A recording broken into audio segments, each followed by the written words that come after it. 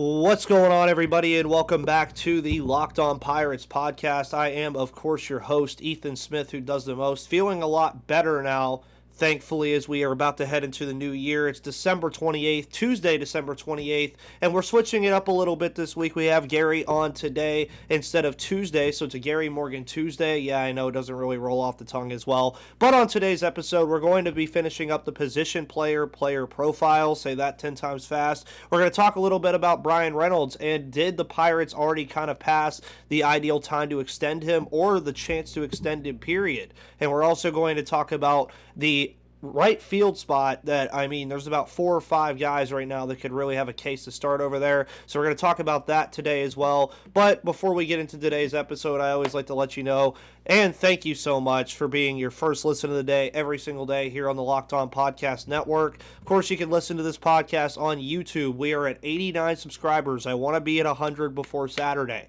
So you have 11 subscribers to get there. So let's try to get there. But you can also listen on Odyssey, Apple Podcasts, Spotify, and Google Play as well. Guys, thank you so much for doing that and making me your first listen of the day. And with that said, let's get into today's episode.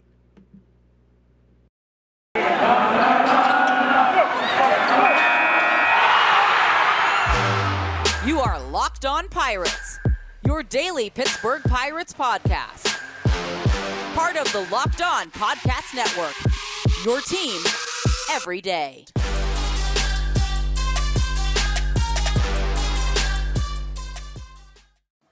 Alrighty, everyone, and welcome back to the Locked On Pirates podcast. Of course, you see me on the left, Gary on the right, as always, usually on Mondays. But as Gary said, all of most of 2021, I'm a little bit of a jet setter, so I did not get back in town until late yesterday. Merry Christmas to all. Also tomorrow, make sure you all watch the Book of Boba Fett. This was one of my Christmas gifts. That's going to be a very phenomenal show, I think, on Disney+. But we're not here to talk about Disney+. We're here to talk about Pirates baseball in the middle of December, in the middle of a lockout. So hopefully you all enjoy that. But Gary, how are you doing today? Everything going good? Yeah, I'm doing well. It might be easier to talk about Disney Plus, but I mean, yeah, especially with everything going on right now with Hawkeye just finishing up. You got all those shows coming up, Boba Fett, all that stuff. Maybe if Major League Baseball cared as much as Disney does, you wouldn't be in a lockout right now and things would be happening. But as things stand right now, one thing is still certain, I would say, Gary, and Bryan Reynolds is still the best player on this baseball team. I don't think anybody would really disagree with that. That hasn't changed with anything the Pirates have done in this offseason. I don't think anybody really expected it. And I am going to bring this up first, and I'm sure you saw it last week about the, I can't remember the name of the website now, that said the Pirates are going to go 74-88. And I said I would jump for jubilation if that happens. I have no indication that we're going to win 74 games. But if they were to, it would probably be due to Bryan Reynolds doing something godlike. And I posed this question about Bryan Reynolds as we're doing a profile for him. And I really think that he's going to have another good 2022. I think, again, 2020 was just an aberration to his entire career. I expect him to be an all-star again. I expect him to be in the Gold Glove conversation again. But that poses an interesting question that I asked you kind of before we started recording today. Is it already too late to extend Bryan Reynolds? Of course, they have a lot of team control on him still, but has the ideal time passed already to get him signed to a deal? no, but it's close. You have to keep in mind, he hasn't even been signed for this year yet. Yeah. So there's a lot that can still play out this year. I would imagine the extension talks will kind of be married into the arbitration talk. So all they've really decided so far is that he's worthy of getting whatever his arbitration award is, and they probably will not just rest on that. I would imagine they'll try to get something done. We've been told they're trying to get something done. So, yeah, I'm not going to say it's too late when we haven't even figured out what he's going to make this year yet. Yeah. But you're right. If it goes into 2022 and he plays under his arbitration deal, yeah, it's less likely than it was last year. And exponentially every year it's going to get more and more less likely.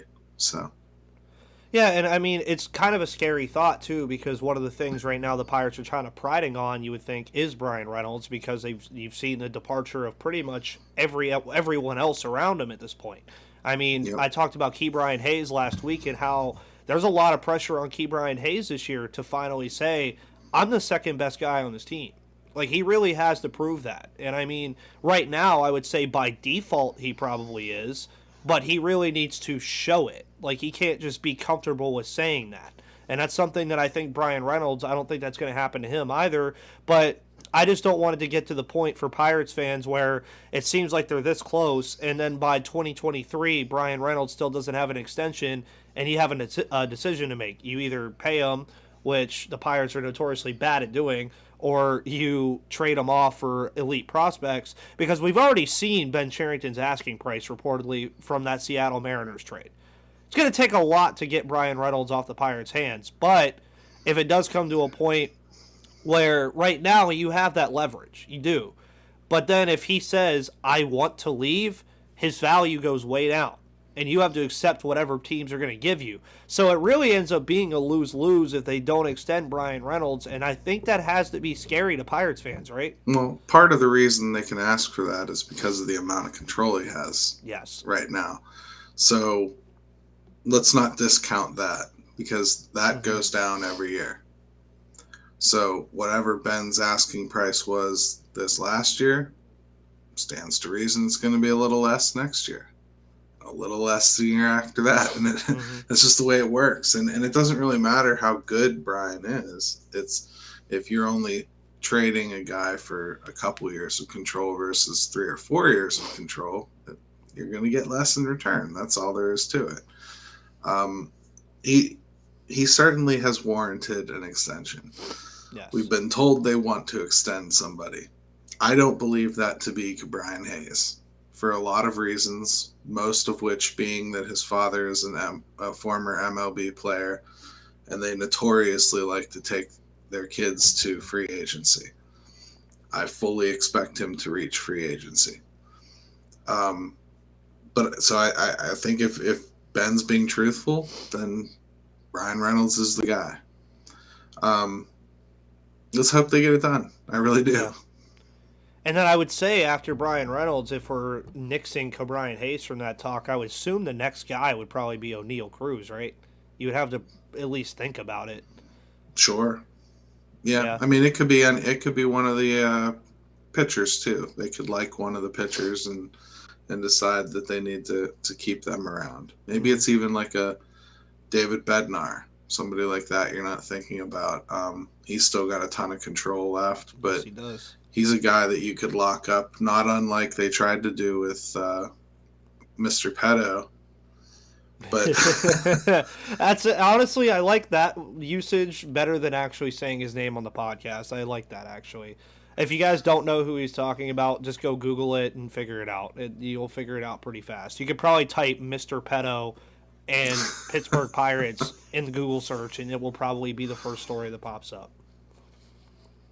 But either way, David Bednar, I'd love to see him as a candidate as well. This is finishing up our 2022 player profiles for the position players. So next week when you're on Monday, more than likely we will be talking about some part of the pitching. I'm not sure how I'm doing the rest of my episodes this week, because I know the New Year's Eve episode is going to be New Year's resolutions and all that fun stuff, just to keep all the listeners in the loop on what's going on this week. The next episode, of course, will be on Thursday. Before we get into yet another question, though, about this baseball team that's going to be a very interesting topic of concern heading into 2022. I want to let you know that today's episode, of course, is brought to you by those wonderful things we love to call Built Bars. Built Bar, of course, is the protein bar that tastes just like a candy bar. They don't compare Built Bar to holiday desserts. We don't want people to feel guilty about enjoying the holidays. You get the best of both worlds, delicious and healthy, amazingly low in calories, sugar, net carbs, and fat, and high in protein. People are really passionate about their favorite flavors, guys, just so you know, so watch out for that. You always have to make sure that everybody is happy with their favorite Built Bars. And you can go to BuiltBar.com, and if somebody doesn't know their favorite flavor, you can grab that mix box where you get 2 of each of the 9 unique flavors of the best protein bars on the market. Like some of those marshmallowy treats around the holidays, you need to get your hands on Built Bar Puffs. They're light, fluffy, and marshmallowy through and through. Different flavors, all covered in chocolate. They taste amazing, and you won't believe they're filled with protein. So with all that said, make sure you go to BuiltBar.com, use the promo code LOCK15, and you'll get 15% off of your next order when you invest in the best protein bars on the market. All right. So we talked a little bit about Bryan Reynolds. Think it's a given that he's going to be our starting center fielder, right? I would say, I would think so, yeah. I would think so. I don't think there's really any doubt in my mind on that one. But as the 40-man rosters were released a couple months ago, the Pirates decided they were going to protect a lot of outfielders, and that was Canaan Smith-Njigba, Right. Travis Swaggerty, and Jack Sawinski. They also acquired Greg Allen. They also already have Anthony Alford. So right field is very interesting now because Ben Gamel, I would say, has a stranglehold on left field as well with his one-year deal. I would say he's going to probably stick there for some time. I think he's probably maybe until he's traded. I already put him as a trade candidate whenever that time comes, whenever the trade deadline comes. But with all those names mentioned, who do you think starts the year as the right fielder, and who do you think ends the year as the right fielder? First, I think it's really open. I think in spring, I really think it could be anybody. It would be pretty unlikely if it was one of the guys that just got promoted from AA to AAA. Mm-hmm. But I wouldn't rule it out 100%. I think it's going to be Anthony Alford. He's probably going to have the inside track on that, and I wouldn't be shocked if he got left field instead of Gamel. He's a much better athlete. He can play that position in PNC Park a lot better than Ben Gamel can. I'd love to see them by the end of the season work their way into Ben Gamel being a fourth outfielder. Yes. And having somebody like Travis Swaggerty, who I believe has to make it this year. Yeah. I think he's probably your first one that's going to come up. Jack Sawinski and Canaan Smith-Njigba are the next two. I think they're both probably right on the cusp there of being able to make it this year. There's a good chance we're going to see each and every one of them play this year. By the end, though, I don't know that you'll have a formal starter. I think you'll have a mix of guys they're carouseling through there. And I wouldn't be 100% shocked if O'Neal Cruz was one of them. I can see it, especially with the logjam that I talked about a couple episodes ago with all the middle infielders that the Pirates have to feed, too. I mean, there's a lot of mouths to feed in the corner outfield and the middle infield right now. And O'Neal Cruz really has the inside track on that because the guy is 6'7". He's athletic. He can probably play the outfield. I would prefer this, though.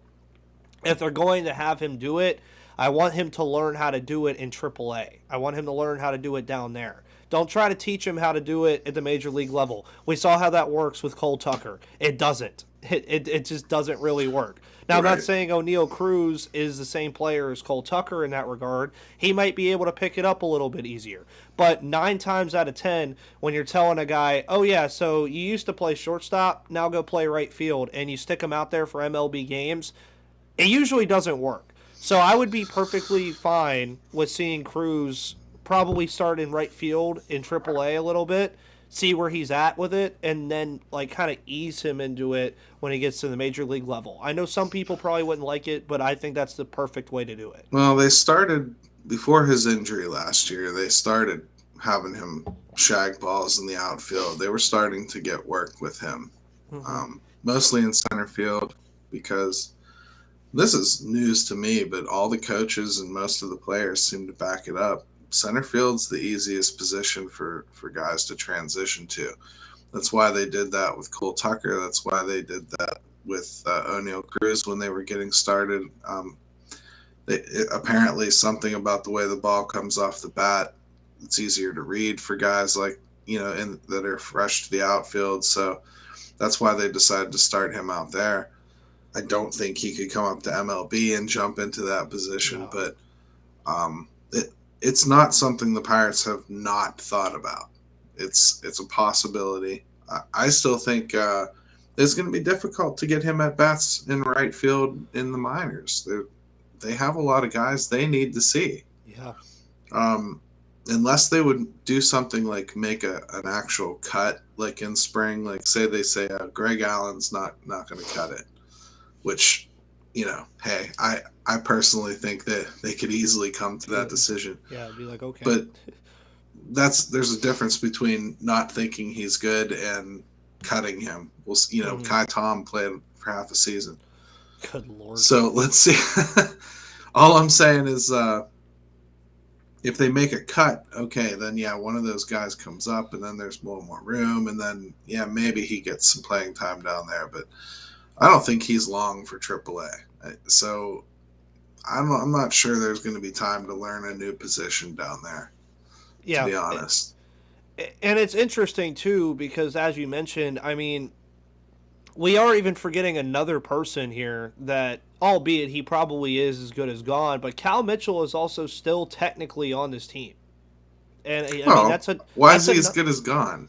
Well, I'm saying, I mean, from like things that I've seen, I'm not entirely sure, but I have seen teams like that are interested in not him specifically, but I have seen things about the Rule 5 draft where a lot of teams are apparently going to be very aggressive. Now, I'm not saying that he's going to be gone, but I did say he's good as gone. But I mean, we'll see. But he's also still another domino in this piece as well, because a lot of people thought he was going to be the guy protected over, say, Jack Sawinski. And Jared Olive is still alive too. Yeah, I mean, there's a lot of guys. There's a lot of guys. Like you said that one podcast, and it came to fruition with me. We have, 9 middle infielders and 8 outfielders on the 40-man roster right now. Yep. So if you do the math, 17 of your 40 guys right now play pretty much the same position. That's why I don't rule out somebody overtly just being jettisoned off the team in the spring. Because to me, if Greg Allen's not good enough, his main claim to fame is his speed. Yeah. So if he's not good enough, well, Jared Olive is fast too. So bye. Somebody goes away. It's a pretty easy decision. If you're going to have somebody that's not good enough and their claim to fame is being fast, well, you might as well have the devil you know than the devil you don't. Honestly, yeah. And we're going to continue this conversation here in just a second, but I want to let you guys know about betonline.ag. Betonline.ag has you covered all season for more props, odds, and lines than ever before as football season continues their march to the playoffs. BetOnline remains your number one spot for all the sports action this season. Head to our new updated desktop or mobile website to sign up today and receive your 50% welcome match bonus on your first deposit. Just use the promo code LOCKEDON to receive your bonus. From basketball, football, NHL, boxing, and UFC, right to your favorite Vegas casino games, don't wait to take advantage of all of the amazing offers available for the 2021 season. BetOnline is the fastest and easiest way to bet on all your favorite sports.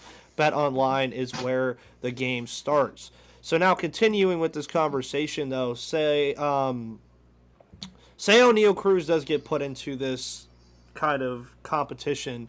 What does that mean for the other guys? What does that mean? I think at that point, Greg Allen would definitely be pretty much good as, at that point, I think he would be gone.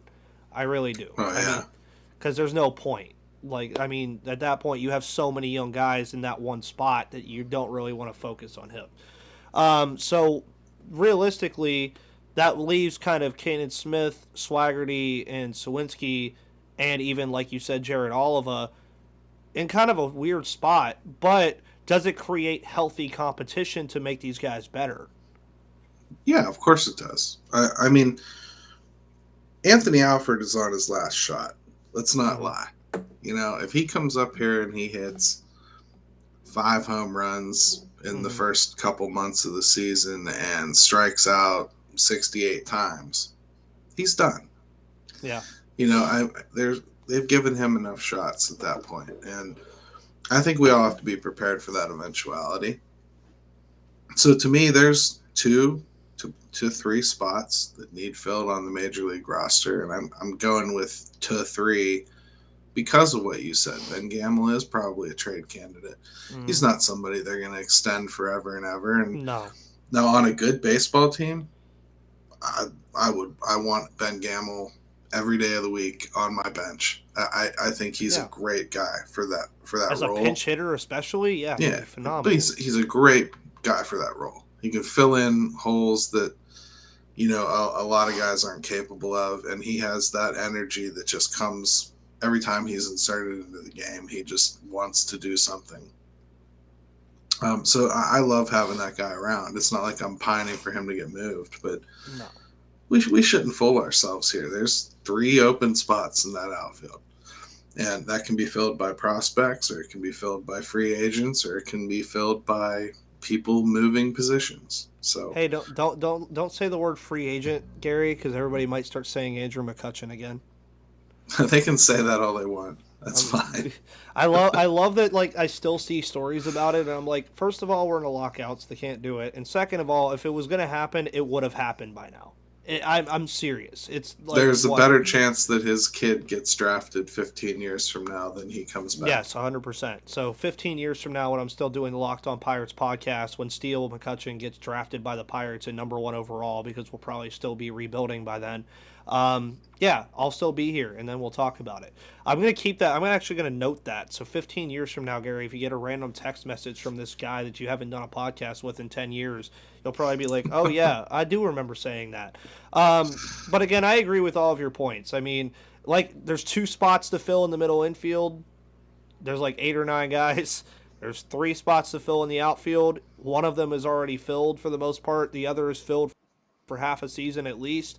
So you have, like you said, 2 to 3 spots do you need to fill, and about 16 or 17 guys that are fighting for around those 3 or 4 spots, and like 9 respectively here and 8 respectively there. And I mean, I do like it though, in the sense that if the season starts on time and spring training starts on time, and I think you've said this before, this will be the first spring training in a while for the Pirates where there's like actual competition that we have to watch every single day in spring training to see what's going on. And I mean, realistically, throughout all of spring training, some guys, like you said, might just get jettisoned off the team just for not performing well enough.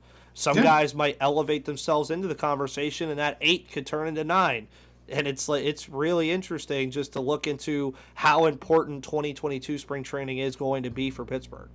You have to think of it like even the way the Pirates built their team, right? We talk about all these interesting infield options. Well, one of those interesting infield options is Michael Chavis, right? Yep. Well, guess what he was in Boston? He was one of a big group of guys that could come in and play middle infield. They tried him in the outfield. They tried him at first base. They tried him at third base because they wanted to get his bat in the lineup. And ultimately, his bat let him down a little bit, so they stopped trying to find a place for him to play. You worry about the numbers of these individual positions, or you can focus on the fact that the bat is going to tell whether they belong in the lineup or not. And if the bat plays, they will find a place for them to play. You have Bryan Hayes, he's a lock at third. You have Bryan Reynolds, he's a lock in left field or center field. And then if you're a catcher, you're going to catch. Aside from that, they will find a place to play if your bat warrants it. So I guess I don't worry too much about it because I want that. I want that kind of competition. How many years have we gone in where it's like, well, Kevin Newman's got to start. Well, Kevin Newman is probably going to start this year, but I don't know that he'll finish. Yeah, it's also that, and it's also, I'd say he's probably going to start, but I wouldn't say that it's like a given thing that he's going to. I mean, if he gets outplayed in spring training, there's a real shot that he's not the starting shortstop. There's a real shot behind it. Sure, it's possible, but I mean, he's got a leg up, I'd say. Yeah, definitely. I mean, when you're a Gold Glove finalist, I think you have a little bit of a leg up on that department. And honestly, his paycheck deems that. Yes. They took him to arbitration. He'll get paid more than most of those rookies will. Cole Tucker's in the mix somewhere, which, I wouldn't have thought last year. I kind of thought last year should have been his show me year. But, they decided to give him another shot. But Diego Castillo is no slouch. I think a lot of people are just glazing right over him because of O'Neal Cruz coming up at shortstop. But Diego Castillo is a lot more polished than people know. I think that guy's a lot closer than people are giving credit. Rodolfo Castro's already gotten a taste up here. Michael Chavis, like we talked about. Park. Tucumino Marcano. Yeah, I mean, I haven't been impressed by him so far, but we all know Ben is enamored with him. So, Yep. yeah, there's an awful lot of options there. I mean, G1 Bay is even like starting to make noise. Yep. There's a lot of players coming up, and this is all before you even get to start talking and thinking about Leo Verpagero, who's on the 40 man. So he has to be considered a real option to come up this year. And then Nick Gonzalez early next year. I mean, so you've got middle infielders galore coming. This year is all about seeing what they can get for guys like Kevin Newman. Exactly. And I feel like that's a great way to end the podcast today. I feel like this is one of the first times, well, I wouldn't say one of the first times, but the first time in a while that we actually ended a podcast on a positive note, because on my last episode when we were talking about what the Pirates would want under the Christmas tree, my guest said anything other than Bob Nutting as the owner of the team. So that you'd see where that podcast probably went. But Gary, thank you so much for coming on as always. What do you have going on over there inside the Bucks basement and everything that you usually do? A couple fresh pieces went up yesterday, and I haven't done a podcast, honestly, Ethan, since your last one. So that I was on. So just getting back into it after the holiday break here this week. So. Oh, yeah, of course. And you guys know that you can find Gary, as I said, inside the Bucks basement and on the DK Pittsburgh Sports Podcast Network. I got it right this time. And guys, you can follow me on Twitter at LockedOnPirates and at MVP_Ethan. You can find this podcast on YouTube, Odyssey, Spotify, Apple Music, Google Play, pretty much wherever you find your podcast. You can find Gary's podcast as well. Guys, I also know, Gary, go ahead and say it again before the new year starts. You guys are doing that live event next month, right? Yeah, January 22nd at the North Shore Tavern right across from PNC Park. We're going to be doing the Pirates Fan Forum live. At 2 o'clock, as many of you as can show up. We're going to have a good time. Oh, yeah, of course. Make sure you guys get out to that. It's going to be a phenomenal time. You never know. You never can beat Pirates Talk in January, right? never. Nothing else can beat it, right? But, guys, thank you so much for tuning in. Hope you all have a phenomenal rest of your Tuesday. I will see you again on Thursday, and thank you so much.